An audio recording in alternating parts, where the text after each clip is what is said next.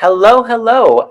Welcome to the Improv Boost, and welcome to a book reading with Rich Baker. In a moment, Rich is going to read a bit about his book, Improv Made Easier. I'm delighted about it. I'm so excited to hear about it. If you'd like to ask any particular questions now or after you've heard the reading, definitely pop them down into the comment section of this.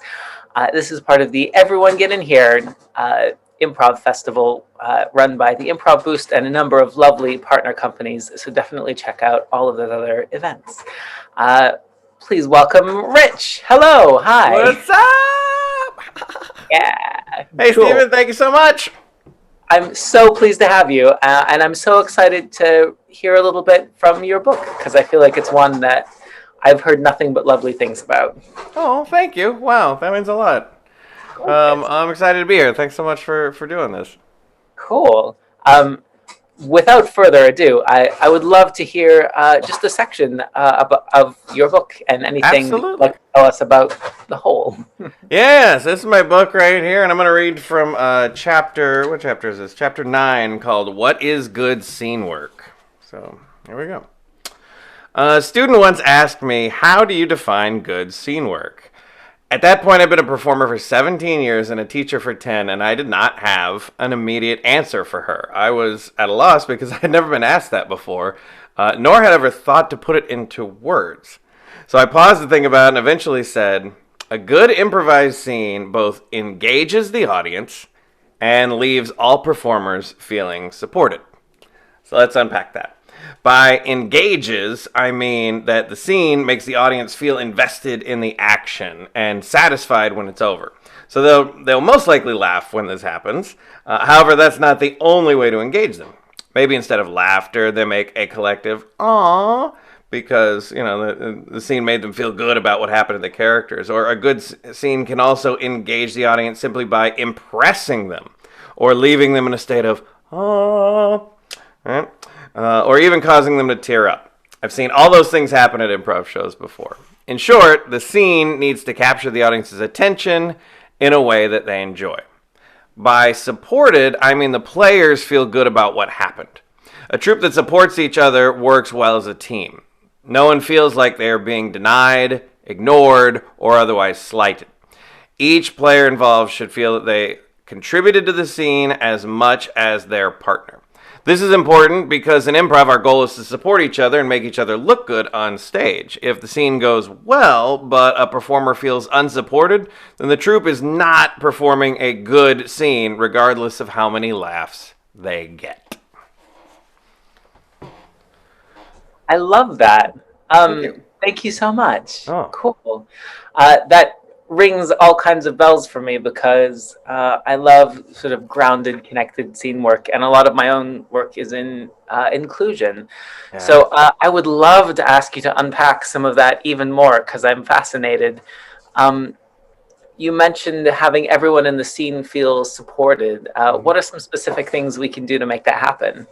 Well, it's all about knowing your teammates, right? Because my partner Roland Lopez, or Roland Riches, we're a duo team. Sometimes he'll play two characters who are talking to each other, and it'll go on for like 45 seconds, and I'll just literally sit there being silent. And some people in that position might feel like they're not contributing enough to the scene, right? Whereas I love to let him go. Right. So, what feels like support, to you or to me might be a little bit different. Some people really want to, if they feel like they had an idea and it was stomped on, that might feel unsupported. And that's all about like talking about what is the show, is it, yeah, I mean, I'm just repeating myself, but it's really about like, if I'm performing with you, that my support for you might look different from someone else and vice versa. So I'm going to try and get to know you a little bit before we perform and figure out like what are your strengths, what do you not want to deal with, or something like that. Gorgeous. I love that. And I really love that you mentioned silence as an act of support because, oh boy, is that delightful. Oh, yeah. I feel like so many people show up, particularly to their first beginner's course, just really excited to prove themselves and be funny. Do you have any tips for teaching newer improvisers the value of silence, or games or exercises that you love about that? Oh yeah, I mean, I'll literally. So my favorite thing to do, and I don't remember which teacher first did this that I took this from, but I know a lot of people do it. But just the idea of like, okay, you do a scene, and then I'm counting between every line. And I'm going to count silently. I'm not going to be annoying and just like, 1, 2. But I'm going to count silently in my head. And in that silence, you can't talk. And then when I'm done counting to 5, I'll say, "Speak when ready." And that doesn't mean speak right now, which I reemphasize that usually a couple times. I'll be like, okay, that means if you feel moved to speak at that point, go for it, but you can't speak before then. And then the key thing that I really harp on is that in those 5 seconds that I'm counting where you can't talk, most improvisers, especially beginners, are very tempted to want to craft their next line in their head. And for me, I say, in those 5 seconds, don't think about what you're going to say. Think about where the scene has been. What do you know? What emotions are you feeling? What emotions are your scene partner feeling? All that kind of stuff. And then just kind of ruminate on that. And then when you're ready to speak, that just means that you understand the scene where you're at, and that you feel like, okay, this feels like a response to what I've been assessing. Oh, yeah, lovely. That tendency to pre-plan is so present, even in real good improvisers, right? Our brain just really wants to do that for us to help. I'm still tempted after I've been in this 22 years, and I still get tempted to want to think ahead. I mean, I don't think it ever goes away. Nah. I love that you have that specific thing of think about what just happened. That's delightful. Okay. You also mentioned making the audience go, or ah, if I may quote your noises. Please, if I may quote your noises, I love it. What are some things that you like to do on stage, or help to encourage students to do, to make those reactions happen as opposed to just laughs? I taught a lot of level ones for a long period of time, and I still do this. I still remind all my students this, no matter how much experience they have. But I really try and drill early on that even though improv comedy, at least in all the schools that I've ever worked with, that's really, people go to those schools because they want to be funny, right? That's their ultimate goal. And I totally get it. I did. That's why I started. But then, what I discovered is that good theater is good theater. And if we don't make you laugh, we still win. So I tell them on day one, I'm like, don't try to be funny. I said, if I feel like you're trying, I'm just gonna call you out, not like in a weird way, but just be like, hey, I felt like you were trying. Feel free to let that go. You don't need that try. Just let it go, right? And then I tell them, I'm like, let the comedy emerge from the work, right? We're gonna teach you how to yes and how to respond emotionally, and then if you really dive into that, then the comedy will almost certainly come out of it. But if you're diving into that and it's not comedy that comes out, but something else, that's great too. There's this, I don't know much about gardening, but I heard a phrase not too long ago from people who work with plants. They say that a lot of people try and feed the plant. And they said the best way to garden, or at least the people I heard this from said, feed the soil, let the soil feed the plant. So for me, for the improvisers, I say, like, feed your scene work, feed your yes and let the yes and, let the funny emerge from that. Oh, yeah, I love that. And I so agree that it's so hard to watch someone try to be funny and fail. Just like, with a little bit of distance, that in it of itself is sometimes objectively funny, but Okay. not in the way that we're going for, I think. Yeah. Well, and I mean, as we said, like, the temptation is still there. No matter how long I'm sure you felt it too. Is just like, I want to be funny, but it's like, oh, if we can calm that down, it's just so much more satisfying to everyone. Yeah. I love that you mentioned reacting emotionally and being emotionally present. I feel like, although I suspect, like you, I got into improv comedy first before thinking about improvised drama at all. Sure. I feel like what I end up teaching quite a lot is just basic emotional literacy to people who don't have it, which is Good for you. Thank you, by the way. Thank you an for that. interesting position to be in, right? Do you find that it's similar over there yonder in America? And if yes, how do you do that? What's your tip? Yeah, so the very first workshop that I ever created, which is over 10 years old now, is called Emote Control, and it's in the 2 hour workshop. We don't even do that much like improv in the traditional sense. We don't do a ton of short form games. We do a couple of scenes, but it's mostly about exercising emotions, right? And I equate emotions to a vocalist's singing range, right? So if you sing, you got a top note and a bottom note. And a good vocalist is always trying to make sure that they can either increase that range or make sure that the tops and bottom of their range sound good. So they're always working those scales. But we as improvisers, our scales are emotions, right? We get on stage and so we don't just have one vocal range. We've got like a range for anger and a range for confusion and a range for joy, et cetera, et cetera. And the funny thing is that most people I know, and I would probably count myself in this as well, is like we don't experience most of these emotions on any kind of regular basis. Yet when we get in an improv scene where who knows what emotion will be called upon at any given moment of the scene to do, like we could be, it could feel right in the moment to experience an emotion that you don't normally experience. So it's like using a muscle that you've never worked out. Right, so I'll work with people on emotional scales. Like one of my favorite exercises, my first teacher taught me this one, Dave Wilk from 4-Day Weekend in Fort Worth, Texas. It's just emotional steps. So you get everyone on the back line. You've probably done this or a version of it before. And then you say, okay, every scale, every emotion has a scale of 1 to 5, 5 being the most, 1 being the least. And I'm going to clap my hand, and you're going to take a step forward, and you're going to go from 0 to 1, and then 1 to 2, and then we're going to clap all the way to 5.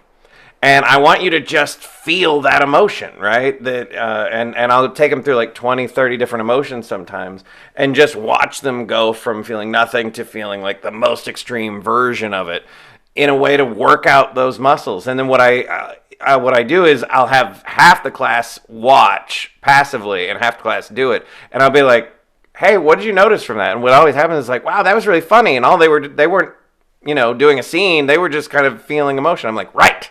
Because the emotion is the whole point of the game. All art is really just emotion wrapped in some kind of a packaging, right? And so improv is the same way, but so many improvisers think about cute bits and funny ha-has as opposed to, like, how can I get my emotional point of view out there? Yeah.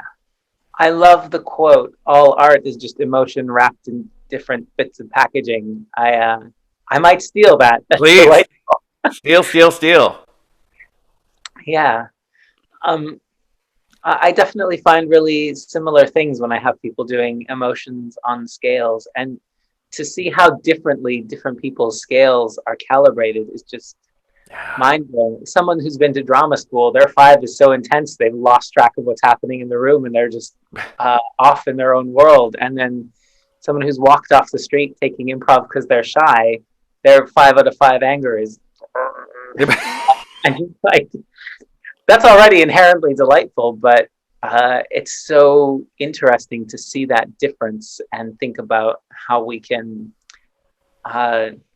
develop a vocabulary where we're on similar pages. Oh, you're talking my language 100%. And that's another thing that people notice is that, like, if 4 people are doing this exercise at once, that you're going to see 4 different versions of that same emotion. Just like you said, your paranoia and mine, like, we can both identify them as humans, like, oh, that's clearly paranoia, but if we all did it the same, we'd be interchangeable pieces, right? Because yours is different from mine, that's why we want to see you versus me in any given moment. Love that. Yeah, gorgeous. If it's all right, we've got questions from Please. fans. And I say fans because they're page specific. David Escobedo asks, on page 102, Rich says, a good improvised scene is at its base level a series of reactions. I love this, but how is this different from making choices or directing the scene?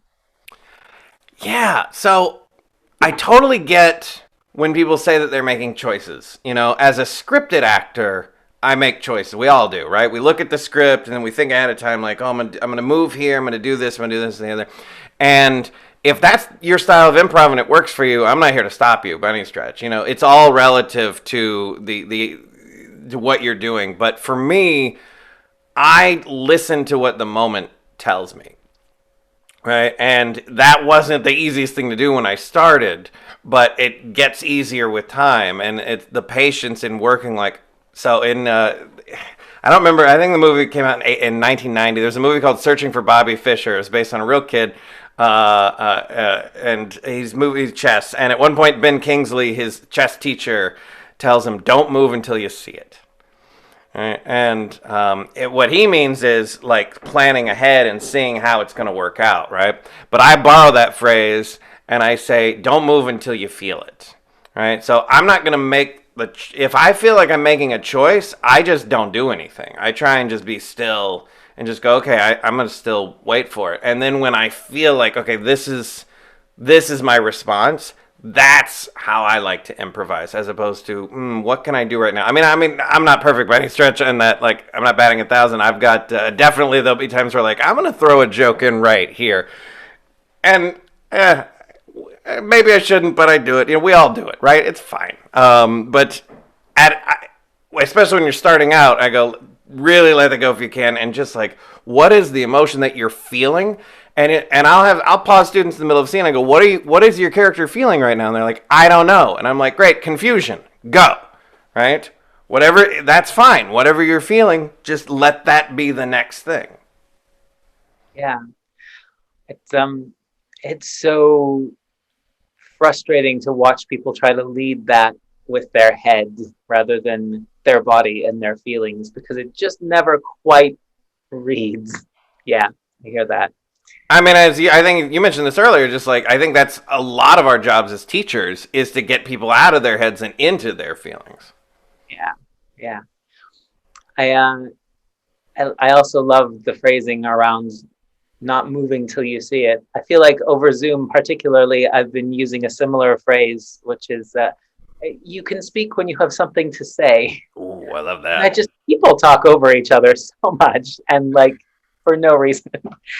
Um, Which is so much worse on Zoom. I know, right?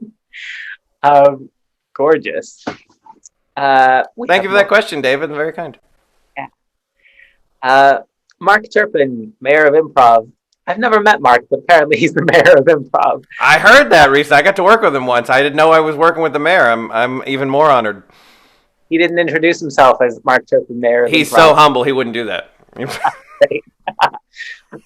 He asks, is there any advice that you received when first starting out in improv from any teachers that you didn't take on board at the time, but only fully appreciated at a later date? Yeah, absolutely. My very shout out again to my very first improv teacher, Dave Wilk. I think him and I are very similar in types of comedy that we like, and just like shticky. He loves puns and these are things, and so like I'm always tempted to do exactly what we talked about and try and be funny. And he told us on day one not to, but I was a teenager, I was like, yeah, that sounds great. Jokes, jokes, jokes, jokes, jokes, jokes, jokes. And, it wasn't until probably I'd say like 5 years in when I started to kind of get it. And I was like, oh, it's more satisfying if I don't push the jokes and just let them happen organically from reactions. Like that took a while. That was this thick head. I used to even have hair, so it was more to block it back then. No comment. Delightful answer. Thank you. Mine is starting to go, so I feel like I can't. I'm not going to jump on the bald jokes. Be rude. This is kind of related to something that we were touching on earlier about sort of increasing your hit rate. But David also asks, there's a quote on page 16. The goal is not to be perfect, but to increase our success rate. Mm-hmm. Should we aim for perfection or not even think about it? Perfection for me is the enemy of all creativity. because like in math you can be perfect, right? 2 plus 2 does not equal 4.1; it equals 4. That's perfect. But in creativity, it's asymptotic, right? It's like we can get as close. We can keep pushing further, but we'll never get there because there doesn't really exist. Um, and my big thing, and I know that it's certainly not exclusive to me. I'm sure I'll say it is fail, fail, fail, fail. I say dare to fail probably 30 times a class on average, because I'm like, once we celebrate failure, once we realize that it doesn't hurt to fall in the matrix, right? That we can just keep falling over and over and over, and that we learn like that's a good thing. Then we know that there is no perfection to try for. We just go, I'm gonna try this. It won't work, and I'm gonna learn along the way. And then, just like you said, hit ratio. Your batting average gets better over time, but it's never going to be perfect. And I mean, I was looking at a show that I did just like 6 months ago, and I was like, whoop, woofed that one. And if I could choose to feel bad about it, but why, right? When I could just go, ha ha, I'm still human. I love it, right? Like, because it's so easy to get big head, like I've done improv for a while, I'm very funny. And it's like, shut up now. I love that your fancy improviser is also a little bit British. That's I've always been a bit of a Anglophile. sounds right. And thank you for using the word asymptotic. That's pleasing. Oh, thank you. Yes. You mentioned in that answer embracing failure, and it's okay to fail, and that it can be joyful to fail. How do you actively model that when you're also the authority figure in the room? Oh, I mean, I'll depending on the class, right? I wouldn't do this at level one, or rarely, if ever. But I'll be like, hey, here's what I'm feeling we need right now. I'm gonna throw in this exercise that I just created based on what I've seen, and I don't know if it's gonna work, right? And so I'll throw in an exercise and I'll tell them like, I don't know if this works. I'm daring to fail. You dare to fail. The worst thing that can happen when we fail together is that we learn from it. So like, we're gonna learn something from this exercise. If at the very least, we're gonna learn if it has a shot in hell at working or not, right? So I'll fail right then, and then I'm always, as most teachers, I'm sure you do the same. Like, I'm always doing bits in class, and pretty good most of the time. But like sometimes I'm like, whoop, nah, and then you move on. But like I'm always just like, failed that one, let's go, and then just literally reminding them, fail, fail, fail, fail. And when they fail, I'll be like, you failed. That scene was terrible. Great job. And it takes most people a while, but they will believe me eventually. I love the enthusiasm behind that. I feel like if somebody with a British accent said that exact same thing, there's just no way it would not sound sarcastic. That is fair. Oh, fail. Would you just fail? All right, then. Very good. Celebrate it. Right? Cool. If it's all right, I'd love to ask you to sort of gently close this out by choosing another passage to read from your book, maybe something else that speaks to you and or that people ask you about. I would love to hear about it. Oh, I would be happy to. The first time a child learns to ride a bike, you don't start them on top of a big hill and send them down at 30 miles per hour. You take it slow. Improv is not the easiest thing in the world to learn, so feel no pressure to learn it quickly. Take your time, think through the exercises, and digest the lessons. You may need to work on the same lesson many, many, many times. No worries. Take as slow as you need in order to get there. There's zero shame in slowing it down. No need to rush. It's better to slowly master a skill than to rush to mediocrity. That's beautiful. Thank you. No questions. I'm just going to let that hang in the air because I think it's a perfect statement. Oh, Stephen, thank you so much. Thank you so much for being here and for telling us all about your book. There's already a link to it in the comments for this video, so y'all should definitely check it out. It sounds real good. I had an embargo against reading improv books for a while, but I might make an exception. I think I'm ready to come around to it. This Dude, sounds like I also had an embargo myself because I didn't want like other people's books to like wind up being verbatim in this one, and so I'm like, I need to be reading more books now that I'm well past the writing phase for that. gorgeous. Thank you again, and it was delightful to meet you. I'm So going to go nice ahead. to meet you. Thank you so much. You're a great interviewer. You're a great interviewee.